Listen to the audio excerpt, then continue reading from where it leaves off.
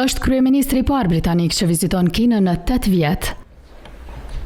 Keir Starmer shkoi në Pekin të mërkurën për një vizitë zyrtare që do zgjas deri të shtunën. Udhëheqësit e të dyja vendeve u takuan të njëjtën, teksa përpiqen të përmirësojnë marrëdhëniet e acaruara.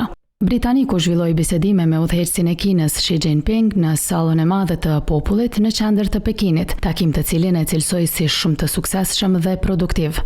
Kjo i hapi rrugën shteteve që më pas të nënshkruajnë një sër njoftimesh biznesi dhe marrëveshjesh qeveritare.